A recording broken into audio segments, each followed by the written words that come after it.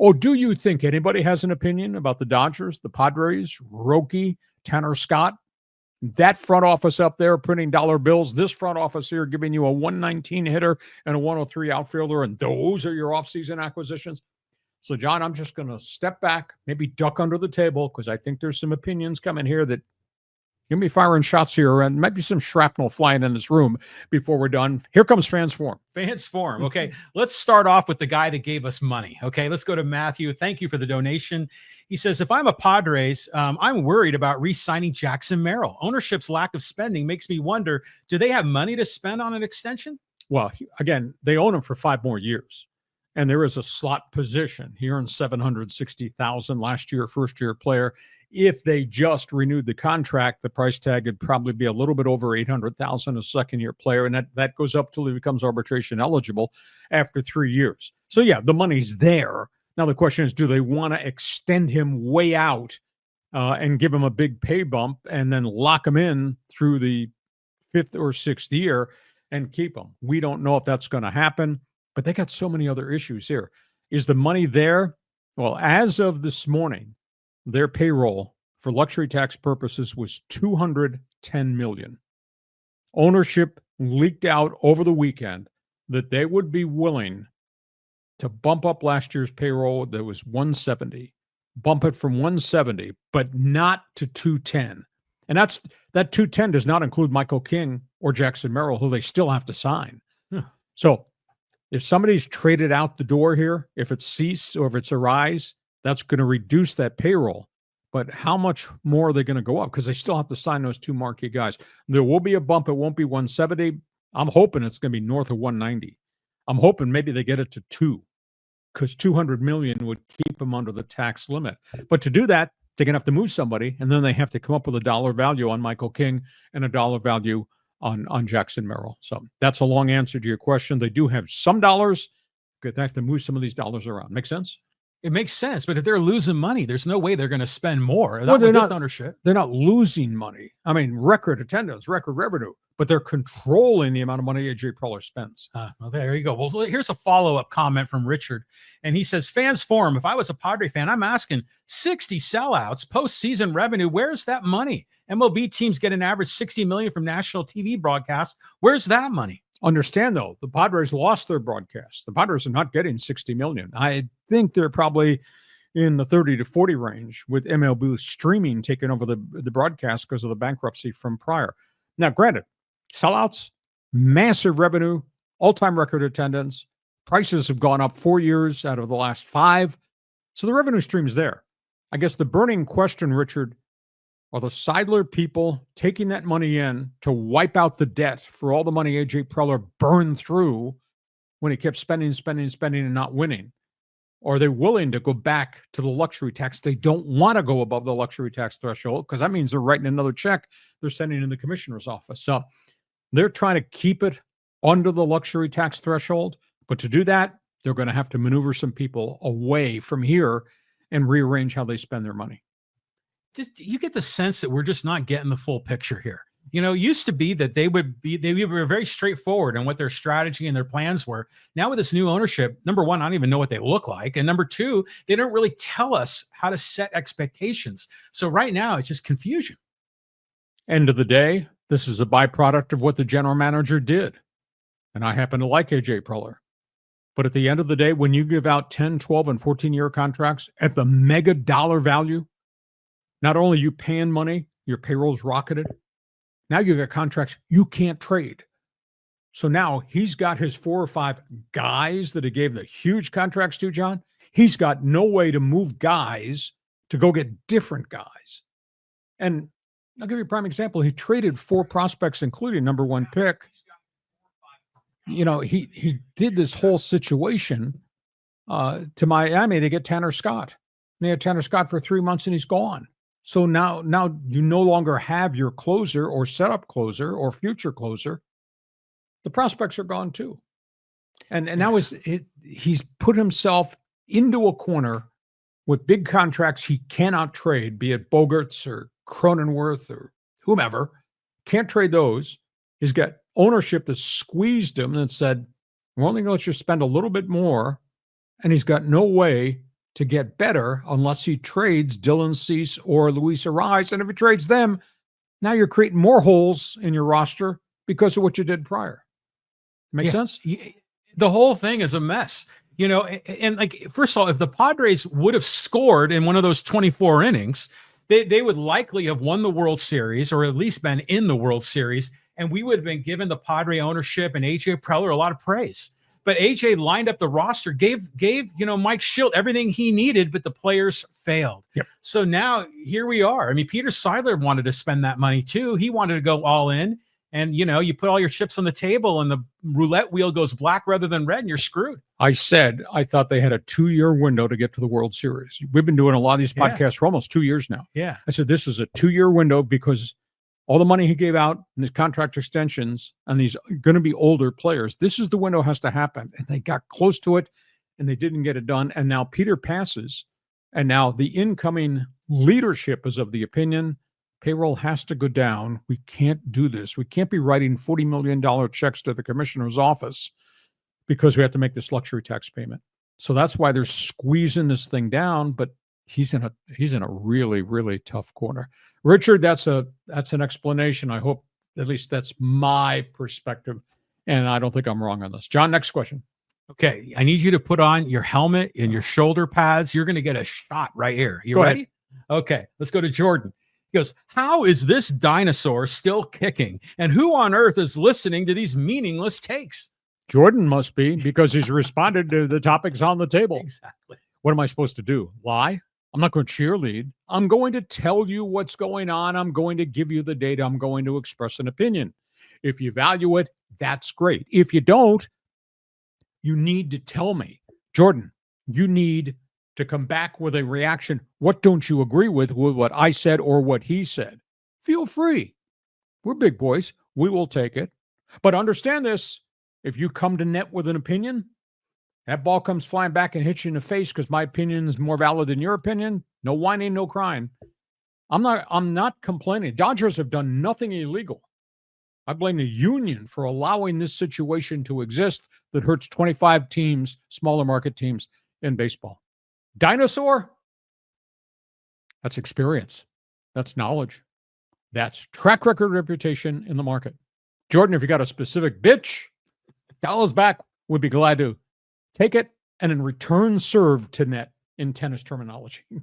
Well, the asteroid hasn't hit quite yet, so you're still kicking, but it's fun how fans love to talk about you in addition to talking about sports. They love you, they hate you, they complain about you, but you know what? They watch and they listen. That's the only bloody thing that counts. But thank you for joining us, Jordan. I'll wait for your response when you come to net, but duck. Go ahead, next one. Okay, let's go here to Gary. He goes, for the Dodgers, it's not just about the money. Andrew Freeman and Brandon Gomes are the best front office combination in MLB and probably of all sports. They don't just throw money at players. I think the most unique thing is the Dodger clubhouse, and I've been in that clubhouse over these many years and recently, and there is a unique chemistry and an accountability, and Dave Roberts has done a phenomenal job bonding this group for the big picture. Granted, they're all making phenomenal amounts of money, but you don't get any sense of internal problems in that Dodger locker room, in that Dodger clubhouse, and that's because of the leadership of Dave Roberts. Do I wish that small market San Diego could afford a $375 million payroll? It'd be great. My bigger wish would be that the union and MLB would come together on a financial structure plan that involves revenue sharing, that every team had to spend a certain amount of money. Because if every team has to spend a certain amount of money, yes, Juan Soto would go to the New York Mets, and maybe Sasaki would go to the Dodgers. But if everybody had to spend a certain amount of money, like say an average of $120 million per team, you would not have the records that is Miami or Tampa Bay or the Sacramento Athletics or small market Detroit, where they're penny pinching and shopping at Dollar General. Players would go to the second level teams in Major League Baseball because they'd earn the money, because the Pirates have to spend $120 million, not $78 million, and they make the Pirates better. The NFL model works, hard salary cap, floor to spending. Everybody's competitive. Whether or not you succeed is up to your front office and the investments you make. That's the way I view it. Dodgers they have a luxury and they're allowed to do this creative financing, as they call it. The union has signed off on it. Union's got to sign off on Hacksaw's proposal. Well, they're definitely throwing money at players, but they're doing it in a smart way. To me, the Dodgers are like the high school quarterback that was the prom king, the pitcher on the baseball team, straight A student, dates the hot cheerleader. The Dodgers are just loaded. They've got it all. Okay, next one. Thank you. Okay, let's go here to Willie. He's kind of commenting on what you were saying. Baseball is broken. Fixes number one, salary cap, top and bottom levels, international players in the draft, no deferred money in contracts. Well, you can do deferred money. Understand, though, that 5 years down road or 10 years down road, you're going to have to pay that deferred money. It's not like free. And there is bookkeeping that charges you for deferred money. I was told the Dodgers now have 11 players who have deferred money contracts. Now, some of this goes out 30 years, and Dodgers aren't worried about having to pay $1 million to somebody in the year 2038. But there's got to be a structure.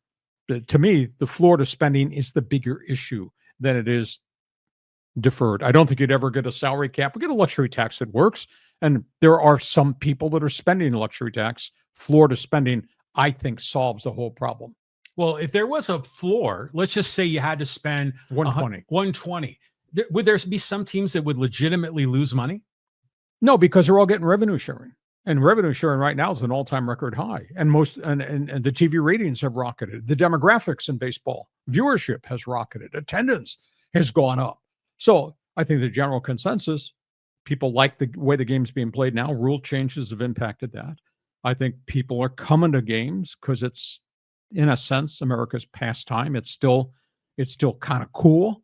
And if those revenues continue to go up, then clubs will be able to pay their players if they're mandated they have to pay the players. You're a damn capitalist. Well, but overall, yeah, the money is up, the attendance is up, the TV ratings are up, but not in Oakland, not in Miami, not in Tampa. But why? Because the product has been piss poor because owners have been allowed to operate with $67 million payrolls while the top of the scale is operating at $375 million. So then you put a Florida spending and they say, okay, now we're going to go out and sign a $250 million contract. And then it ends up being Xander Bogaerts and they're screwed for like the next 8 years. Well, you have to be judicious who you're signing, who you're giving it to. Yeah. But the second level of free agents, they'll go to Miami and go to Tampa and go to Pittsburgh and make this product better. If the product's better, then you have a good overall big picture product. Am I talking to a cement wall here, or makes sense to me? Well, I just got to believe that, this is tricky. It's tricky because these guys are greedy SOBs, right?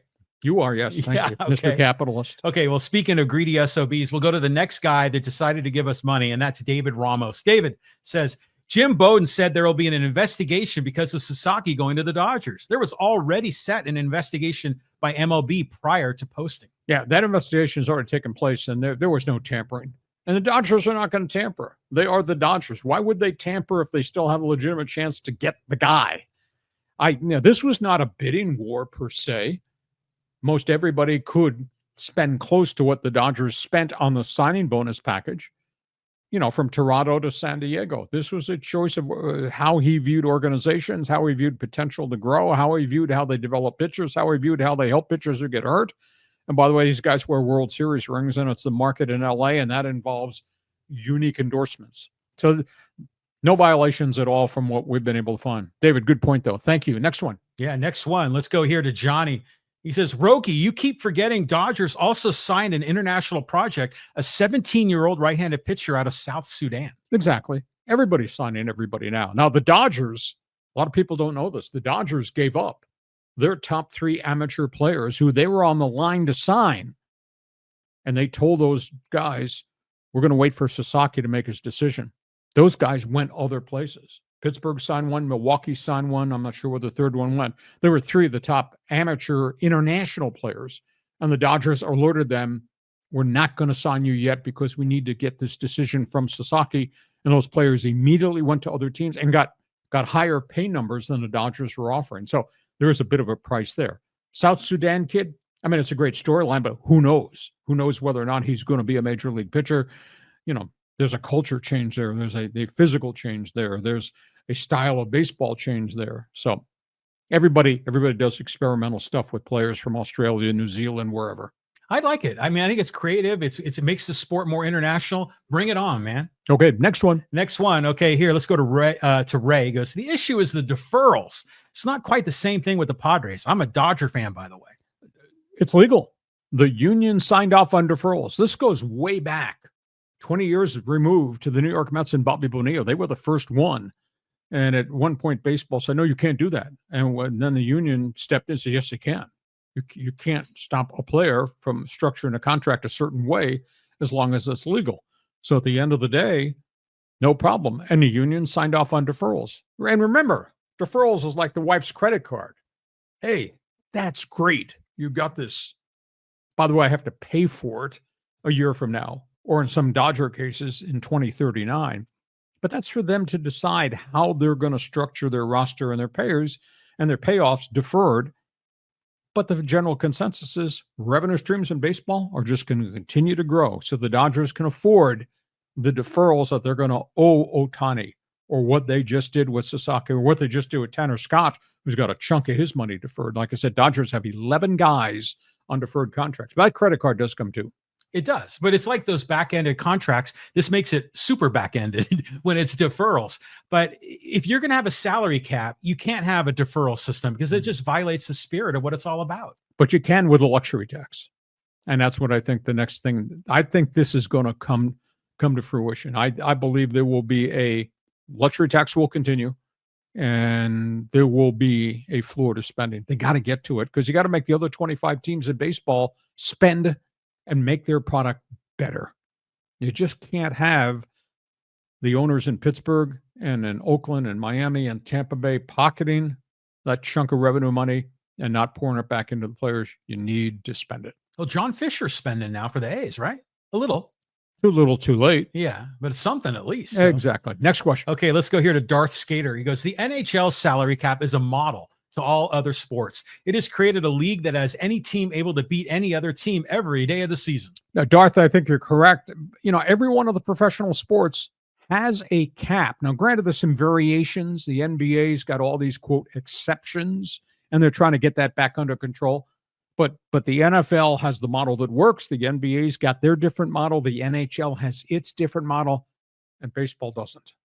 That's a union issue that needs to be addressed by Tony Clark, who I happen to like, but I think he's dead wrong, because I think the health of all 30 teams is more important than just the wealth of Juan Soto and other select guys.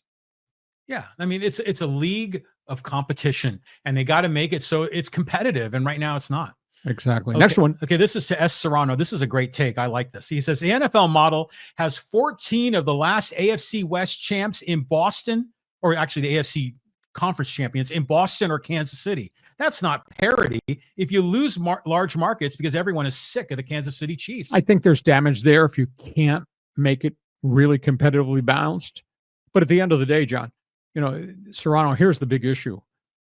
You can't dictate intelligence in the front office. You can only say, these are the dollars you have to spend. It's up to you to draft correctly or sign the right free agent. And then you have the intangible about injuries and all that. You can't mandate the right guys making the right decisions, but you have a better chance of putting a quality, consistent product on if you have the same revenue package for every franchise to start from square one. It's a valid point that he's making, because we've been seeing the Patriots and the Chiefs winning and winning and winning.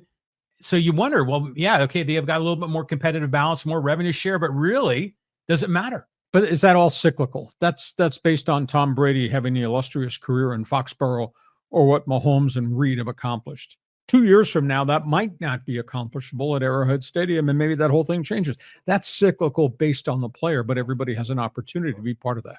Well, maybe they're going to get to a point where they say, okay, you got Tom Brady or you've got Patrick Mahomes. Well, next year you're going to get, the other team's going to get 2 number 1 picks just to make it up, because, you know, we need equity in this league. Yeah, but we don't want to do anything that's create gimmicks and gadgets that are not correct with the quality of the game. We don't want a lot of ghost runner, golden bat rules in the NFL. Okay, next one, John. Okay, let's go to Boss Split. He goes, can we talk about the Jets' number 2 center, LOL? Oh, he's talking from the old Canada Network. Winnipeg is good. Winnipeg is deep. Winnipeg is one of the best teams in the league that nobody this side of the border crossing is talking about. I email back and forth with hockey people everywhere, and I have an affinity towards the hockey guys I deal with in Canada because it's your sport. Nobody's respecting what Chevalier has done as general manager in Winnipeg, and it's a really good team. And it's just not Shoffley, and it's. I'll tell you what, this kid that they got from the Kings. Now, Kings gave up on him, and that's a big issue. But what they've got at their second and third lines is pretty damn impressive. And of course, they got the stud in goal, who has just been superb. So Winnipeg's a really good hockey team. Got to stay healthy. Can't have anybody hurt going to the playoffs, but they're going to be a force in the NHL. When you think of Canadian franchises this modern day, you think of everything and all the marquee names of the Toronto Maple Leafs, and you think about the rebirth Oilers, Connor McDavid. Nobody's talking about Winnipeg, and Winnipeg's damn good and damn deep. And obviously Vancouver had the great run last year, and they fell apart. Calgary has traded all their players away for like the third time, and they're in another rebuild mode. But Winnipeg's going to be a force in the playoffs if they can keep everybody healthy. Isn't it interesting how so many different people do sports talk in different ways? And yeah, and like here in San Diego, we have sports talk hosts that they'll talk about who the backup catcher for the Padres is. And if you're a Padre fan, that's a really interesting discussion. It's called a hook. Yeah. But, you do it differently. We're talking IndyCar in this podcast. So, different strokes, different folks. I'm not going to apologize for being bleeping brilliant, even though that one guy thought I was a dinosaur, but he does follow. Okay. Let's go here to Alfonso. He goes, why did the Clippers and Chargers leave San Diego? Well, Sports Arena was in real disrepair when the Clippers were here. And by the way, the ownership, Donald Sterling, you know that story. The Chargers left because the stadium was falling apart. The city and county with the NFL came up with a financing plan to build a $1.2 billion stadium. And the Spanos family refused to go to the negotiating table and took the franchise to LA, which it's on the periphery of sports interest. Despite the greatness of Justin Herbert and obviously the great resume of Jim Harbaugh, I'm sorry, the Chargers are not a household name. They haven't won a damn playoff game yet with a great young quarterback. They just need to build out that roster. But infrastructure here and crap ownership, Donald Sterling's incompetence, and they ran him out of the NBA. And obviously the greed of the Spanos family is what killed the NFL and took away the NBA here. And I just don't think we're going to get it back. That's kind of a brief summary of how it happened, why it happened. Yeah, and then the Rockets left. They went to Houston. We had the Conquistadors in the ABA. That's for 15 minutes. That was in the ABA. But then we, Ian, there were multiple times the Padres had one foot out the door. Yes. So San Diego loves a winner most of the time, but everyone hears from somewhere else. There's Cubs fans and there are Steelers fans in San Diego. Exactly. There's fans everywhere. It's a great market. I call it the melting pot. And I remember the first conversation I ever had with Peter Seidler and Ron Fowler. And Ron knew what I was saying because Ron and I had become friends and he knew my sales pitch. Peter knew of me based in LA and listened to me all the time. And I said, if you build a winner, these people will come. Yeah. You won't believe the attendance here. And is it small market? Yes, 3.5 mil. Vin Scully made the comment, what is it? Mexico to the south, Shamu to the west, Dodger Stadium to the north, and the desert to the east. So we are a small rectangle. But who lives in that rectangle? Red Sox fan, Pirate fan, Giant fan, et cetera, et cetera, et cetera. And I told Peter and Ron, you build it, these people will come, because not only will it become the in thing to do, and then Petco Park became a destination point, the product became good. So Padre fans or San Diego fans says, hey, I want to go experience it. And they've done a great job. Eric Griffin has done a great job in terms of creating the energy that is Petco Park. And then Red Sox fan and Giant fan and Cubs fan and Pirate fan, they're all going to show up when their teams come here to play. And what do we got? 3.3 million. It was tough to buy tickets last year because virtually every game was sold out. So it's a good baseball market. Now, they've capitalized on it because the greed of the Spanoses took the NFL franchise, which was beloved, took it out here, took it to LA, where now it's on the periphery of interest. I'm sorry. LA is all about Lakers. LA is all about Dodgers. And then there's the second tier, and then the Chargers are part of that second tier. Second, I think you're being generous. No, but Justin Herbert and Harbaugh, Those are great storylines. But they're like more like a third tier, I would think. I mean, the Rams have more, oomph in LA than the Chargers. Exactly. At this minute, they do. Yeah. Okay, next one. Okay, here. Let's go to objectivity. He goes, Padres should apologize for the Kershaw meme. Start there and the curse will be lifted. John's looking for anything to get this curse off his shoulders. There's a black cloud hanging over this man's head like you would not believe. It's an inferiority complex. You know what he's talking about, sure, right? Yeah. About crying on the scoreboard. Yeah. Wouldn't it be something if the Padres signed Kershaw? Nah, Kershaw's not coming here. See, another cast off. That's like when the Padres signed Steve Garvey. That was wrong. It was just immoral. You can't be doing that. So, yeah, I thought it was kind of a cheap stunt, and it kind of came back to haunt them. Should I invoke my favorite Hacksaw phrase as it relates to Dodger Padres? Scoreboard, baby.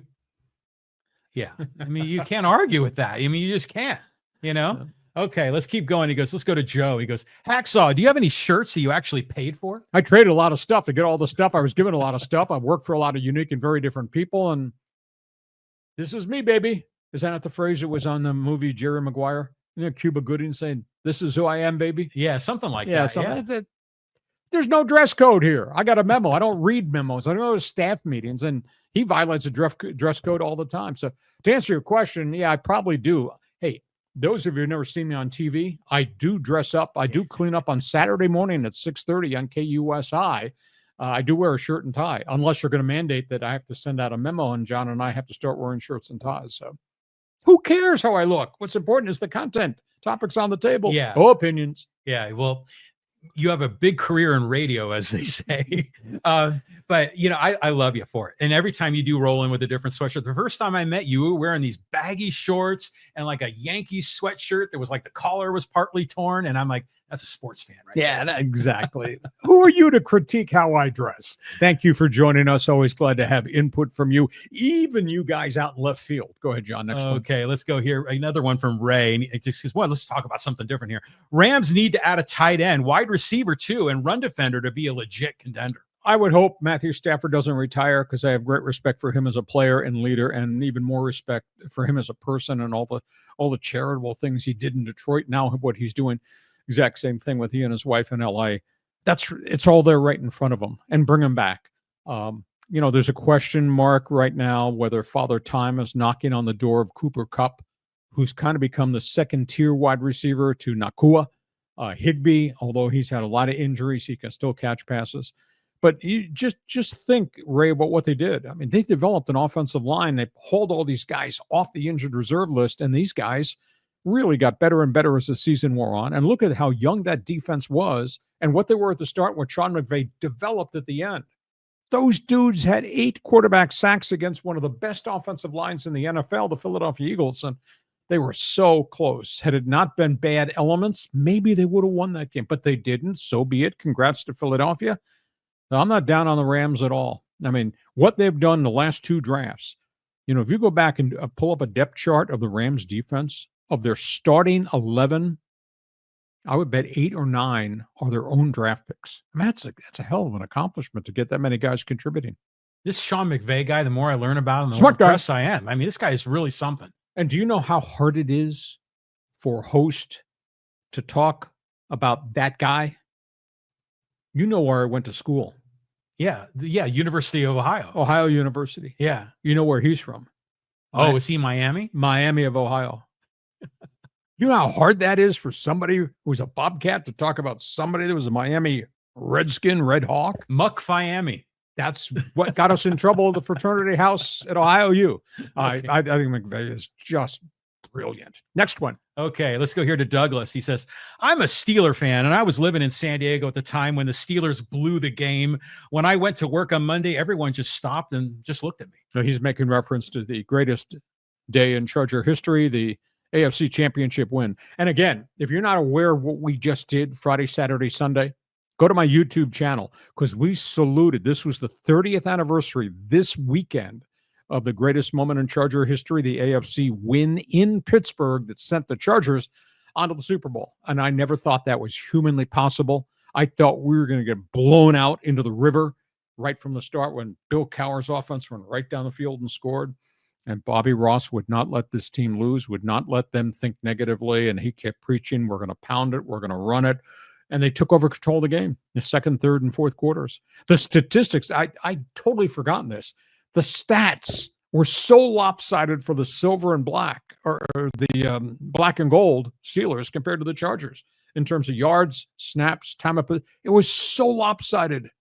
But the Chargers kept hitting big plays, 2 touchdown passes, and then the Dennis Gibson deflection, and they won the game. Just most amazing thing I ever experienced. But go to the YouTube channel, my YouTube channel, and just scroll back because we put 3 different things out there, Friday, Saturday, Sunday. I think you'll really like it. Another David versus Goliath. Yeah, there's a theme today. Well, I was watching the replay, which is great, the NFL film segment, that just the turf at Three River Stadium looked like it was 1/8 of an inch thick. And it was like concrete underneath that. Man, imagine getting hit in that game. On a cold day. Yeah.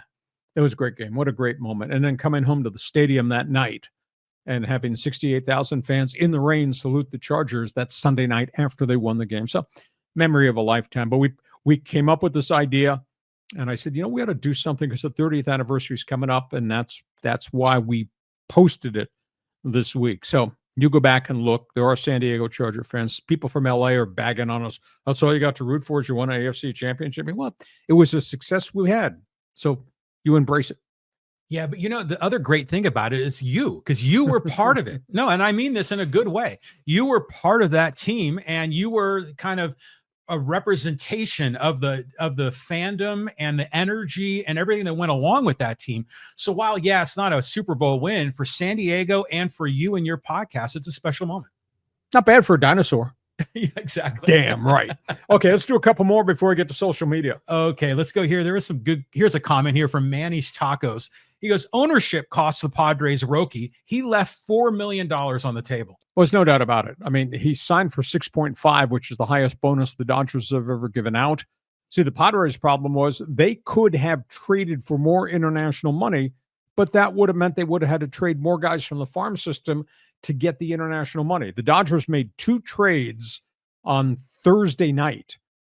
One was with the Reds, and I think the second one might have been Detroit. And they got more international money that went into that pot in addition to what they already had. If the Padres do that, the Padres have already traded this farm system away 3 times. How much else are you going to be able to trade? So that was a bit of an issue there. But hey, I said on KUSI on Saturday morning, the Padres, they gave it their best shot, and they tried everything humanly possible.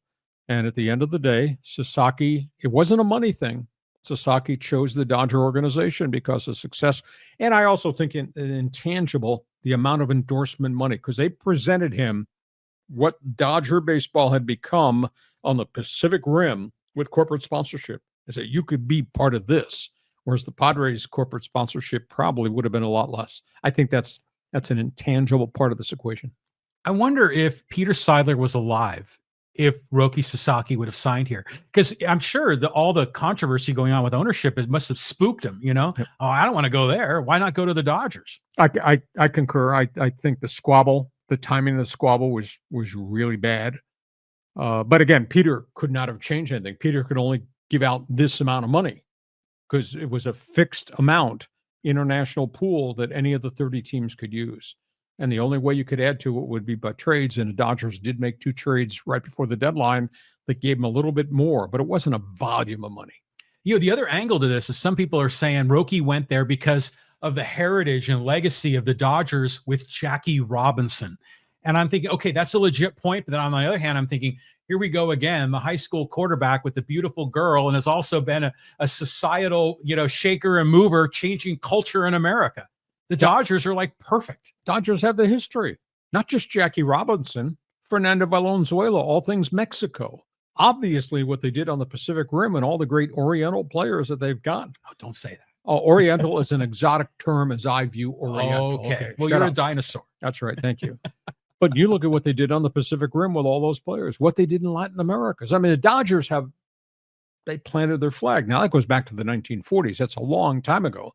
But the Dodgers have this history of doing so many unique things internationally. And other teams they've dove into the international game too, but not to the extent of the history of Dodger baseball. hatred of the good for being good. That's what it kind of comes down to. Okay, let's go here. This is a good point here by Alan. And he says here, Lakers twice, Heat, Warriors, Red Wings, Lightnings, Penguins, Patriots, Chiefs, teams that repeated since the last time an MLB team repeated. All those teams have a cap. Parity is best in Major League Baseball. Results matter. Exactly. And if everybody is operating from the same financial parameters because you're mandating that these owners spend it, they have a much better chance to get the second free agent. Maybe not Juan Soto, but they have the next better chance because they're mandated to spend, come up with a figure, $120 million. We got so many teams that are below the $120 million mark now. If they all have to spend it because they're getting revenue sharing, there'd be better players going to all these other cities, which would make that product better, which makes the whole sport better. Yankees are the Yankees and the Dodgers are the Dodgers. And if they want to be over the luxury tax, so be it. But everybody else has to spend the money. I'm talking to, my face is getting the same color as the sweatshirt. I'm blue in the face about Florida spending. Go ahead. Next one. Next one. Okay, let's keep on moving here. And here was the one. This is from Joey. He says, did you see Joe Kelly's comments? He said if there's a salary cap, the Dodgers would still get everyone. History and legacy. But if there's a salary cap, it would be in this rectangle of what they could spend. Maybe they'd reallocate and spend a little bit differently if there was a hard cap. But I don't think we'll ever have the hard cap. I do think we will have a unique luxury tax. But if you're taking my revenue sharing money, you got to put it back into players. That's the way it's going to go. Now, whether you make the right acquisitions or you conduct your business correctly, that's a whole different argument. That's where we are in baseball. It's got to come. We need to have competitive balance. You can build it like Tampa did. You can build it like Baltimore did. But at the end of the day, if the other guy's operating with twice the amount of payroll that you're operating, chances of success are a lot less. And the one thing you don't want to have 5 great teams and the other 25 that are just showing up to have to play games, because I don't think that's good for the sport. Well, that there is some of that in the NFL. Don't you agree? I mean, there are some teams like the Raiders, 2 winning seasons in 22 years. It's incompetence. You can't legislate smarts. You can legislate how you operate your franchise. That's what the NFL does. Okay. Let's do a couple social media here because I'm sure there's some opinions to be expressed from that street corner. Okay, here. Well, let's move this guy off the screen and we're going to go down to social media. And here's a good one. And this is from JT Stevenson. And he said, I love hearing you talk about this. Lee, I was 13 years old that year, and your voice still rings in my head saying, Humphries with a deep drop to throw, looks long. He's got Jefferson open. He caught it. Touchdown, San Diego, as though it were yesterday. Your voice was a big part of what made that year so memorable. Well, JT, thank you. I had not seen that video clip in years, and I had totally forgotten. My life is so complicated, and I've done so many things in sports talk. And then what I've done on TV, and then obviously what I'm doing with my website, which is all written, plus what I'm doing with this Yahoo in left field. I mean, my life is so busy. I'd totally forgotten that I'd done this creative thing with NFL Films, and then somebody sent it to me. I said, yes. And I watched it. I watched it this past weekend, and my heart went boom, boom, boom, boom. I love doing the Chargers. I love game day. And what a great day it was. And then it brought back a flood of memories of where we were and what we established and what we did and our legacy. And so I do, in all honesty, I feel saddened that this town has forgotten that team and that special moment. You know, how the Union Tribune, the newspaper of record in this town, has never written one thing on the 20th anniversary, 25th anniversary, the 30th anniversary of the Chargers. Why would you not pay attention to something special that meant so much to so many people? So people are still angry at the ex-girlfriend. That's what the whole thing's about. They're bitter. But I'm going to tell you this, and not just because I'm sitting next to you here, but you guys did a legit job. I mean, as a radio crew, and just your style just brought a lot of electricity to the way you presented it. And then we all got to talk to you throughout the week in between the games. So it was a really deep connection between San Diego sports fans and you. Okay. You see, those of you on live stream, you see that box? That's on our YouTube channel.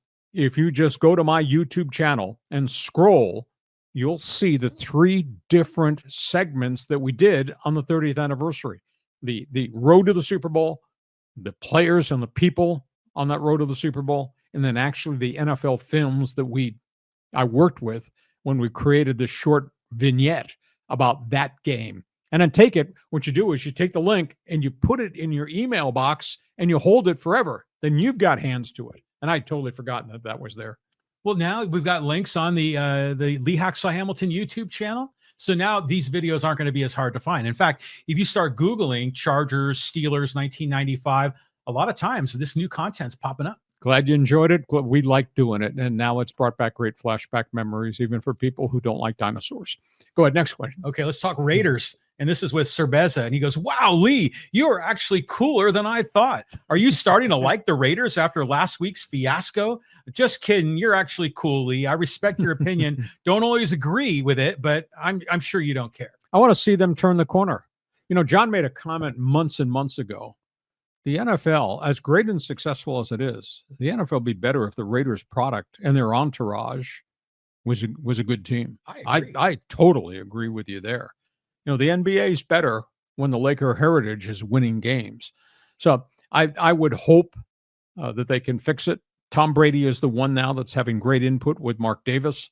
I just beat up Raider fans because all you want to do is talk about way back in the day. Well, way back in the day was great and you accomplished a lot. It's a different era now and you haven't accomplished anything. And please don't sales pitch me that everything's great. Everything's not great. Fix it, because I think the league is better if the Raiders are better. Fascinated to see what they do with general manager coach. That's going to happen really quickly. Fascinated to see if they can trade up and go get a quarterback. I will say this, and I like Tom Telesco. He's not bold. That's his shortcoming.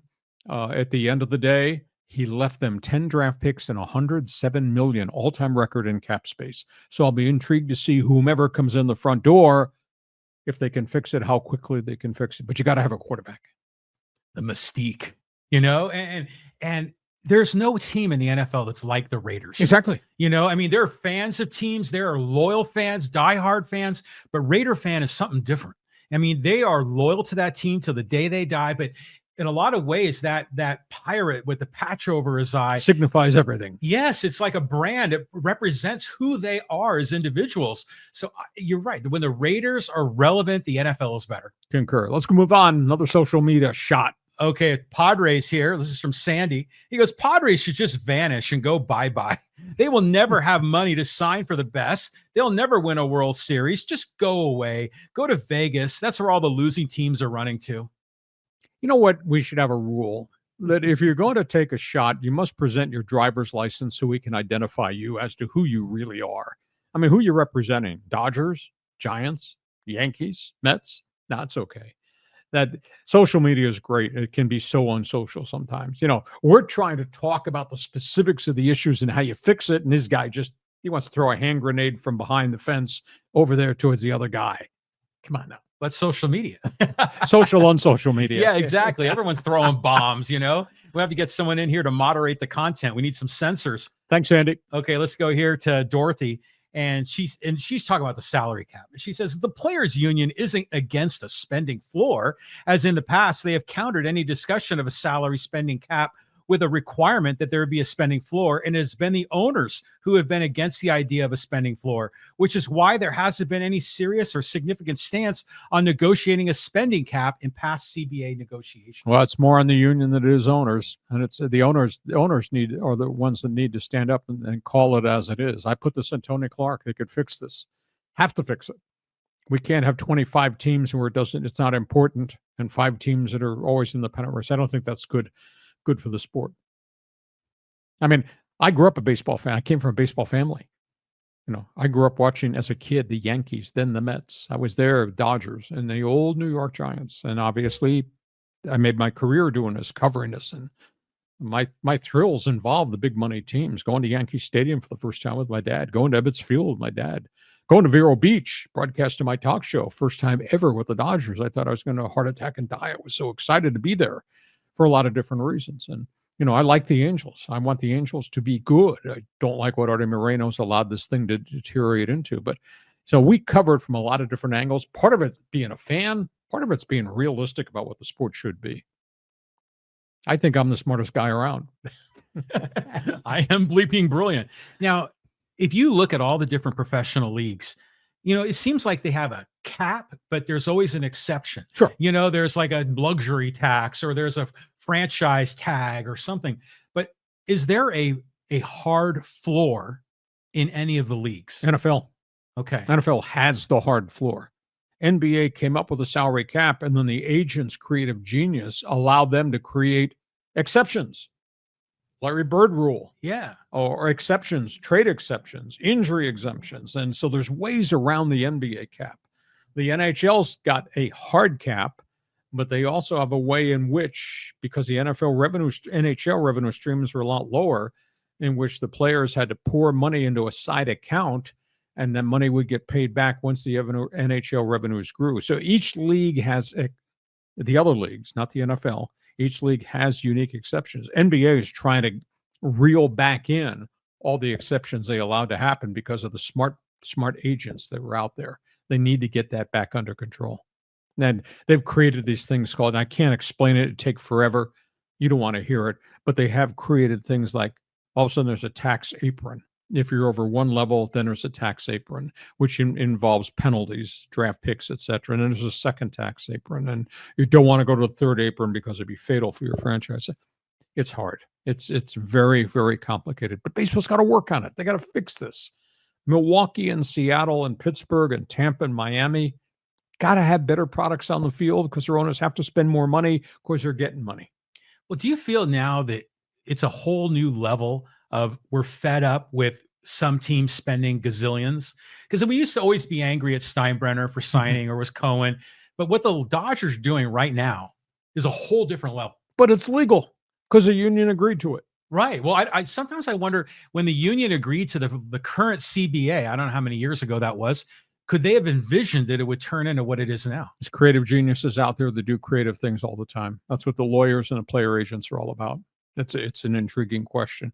But it's out there now. You can fix it. You have to solve it. You have to negotiate over it. The new CBA will be coming up in a couple of years. All right, here we go. Okay, let's do one or two more social media. Okay, let's go here to the Chargers. This is from SD Volley. He goes, he didn't have just pressure. Our offensive line wasn't just getting pushed back. They were literally getting knocked down flat on their backs and run over. I have never seen anything like it. It looked like a normal guy off the streets being put in front of pro football players and getting destroyed. No quarterback could have survived that pocket or lack of pocket. He was getting hit, bumped, or sacked on literally every single play. The biggest issue to me was not the 4 interceptions Justin Herbert threw. The biggest issue to me, the people in front of him failed him. And they had 3 number 1 draft picks in that offensive line. So they have $73 million in cap space. I said all along, give Joe Ortiz and Jim Harbaugh another draft to add more players here. And they did make a significant number of roster changes, and there probably will be more. But Justin Herbert was a victim of how poor that front was. 4 sacks, 11 hits. I think it was 7 or 8 pressures. He had no place to step. He could not, from a rhythm standpoint, step forward because he had guys at his feet. He could not make passes. He had guys in his face. Why? End of discussion about the greatness of Greg Roman, offensive coordinator. This Greg Roman, whose running game was really spotty early in the season. It started great. They were playing bad teams. And from week 4 on, they had injury problems, and the running game never became what it needed to be. And his play calls I thought were poor. If you couldn't hold up, then go to rollout packages to help them, or go to max protect, bring a blocking tight end in to help your offensive line. They didn't do any of that. And they left Justin Herbert out there to take the hits and feel the pressure, and you get 4 interceptions, the end result. And by the way, your wide receivers and tight ends dropped the damn ball all over the place, and he averaged 2.8 yards per carry running the football. So how is it just on Justin Herbert? It's not. People have been very unfair. He's going to be fine. Off-season going to be fun. We'll see when February 1st comes and free agency starts. They're going to go back into the marketplace and get more people there. But they've also got issues. Khalil Mack's talking retirement after 11 years of wear and tear. And Bosa's got 1 year left on his contract with a big cap figure. Now, those guys are no longer part of this. Now, all of a sudden, you got, I think, a rather deficient defense, too. So they need to keep those guys 1 more year, add something in front of Justin Herbert. And maybe a year from today, we're talking about Justin Herbert getting ready for the AFC Championship game. Wouldn't that be cool? But right now, it's not a complete team. Well, how about Will Dissly? I mean, how many balls did he drop in that game? And one of them bounced off his hands. Wide open. Yeah, and then it went up in the air, and then it was a pick six. So it's like, man, it's just the curse. It's the Spanos curse, the San Diego sports curse that follows this team. Yeah. I feel bad for Justin Herbert. And I mean, he stood up and said, I didn't play well. You didn't play well for a whole pile of reasons. This was a consummate Charger team loss. This was not on the quarterback. Yeah. End of argument. Yeah. Hey, listen, we hope you have enjoyed this podcast. God, we busted a record.